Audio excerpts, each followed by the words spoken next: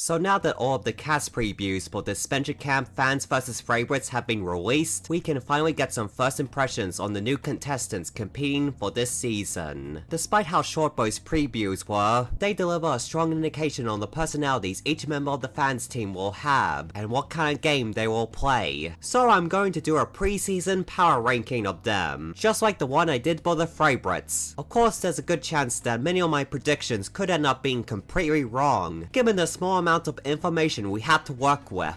So take this list with a grain of salt. Also feel free to share your own predictions in the comments section below, along with giving this video a like and subscribing to my channel. Alright, let's get to the power ranking. So the fan I think is least likely to win is Alia. This comes down to the fact that all she does in her preview is gush about her love for Disventure Camp.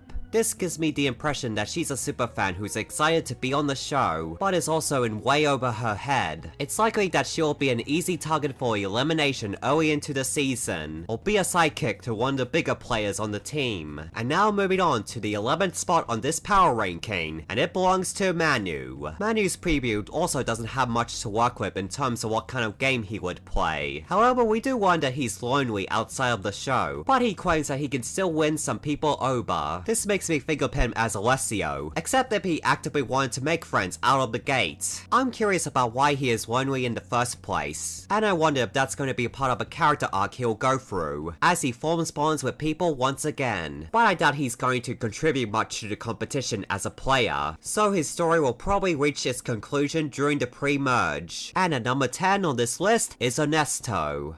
I'm going to be completely honest, after Miriam, Connor, and Richard, I think the archetype of older contestants wanting to prove that they can handle the competition despite their age has been overdone at this point. At the moment, I'm not sure if he'll actually do well or end up being a flop, but whatever the case may be, I am not too hyped to see Ernesto. And at number 9 is Nura. I hate that I'm placing Nura this low in the ranking, because truth be told, she's actually my favorite of the new contestants so far, as I adore her vibe.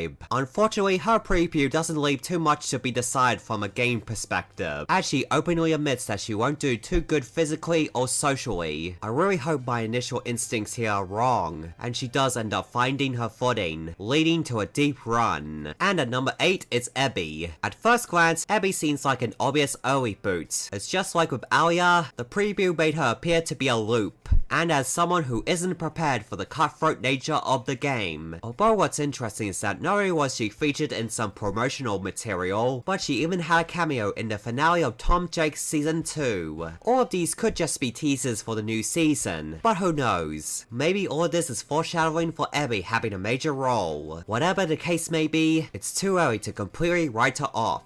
And at number 7 is Dunya, and here we have yet another contestant who's already become one of my favorites from this team, as her character design is cool and her personality seems fun. While claiming to be a witch could be a turnoff for her fellow teammates, it's also possible that she still has the potential to do well, as there is a contestant from the Australian version of Survivor, Laura Barris, who is also a witch, and she ended up playing a great game during the pre-merge of her season. And given that Odd Nations had taken inspiration from Australian Survivor for their characters before, I could see them doing something similar with Dunya. Granted, if this theory doesn't end up being true, then I could easily see her being a pre-merge boot, unfortunately. And at number 6 is Bruno. Firstly, Bruno's character design, voice, and personality just screams main protagonist, as he just gives up a positive vibe. Like Alia, he's a big nerd when it comes to Disventure Camp, but unlike her, he intends to use his knowledge of the show to his advantage.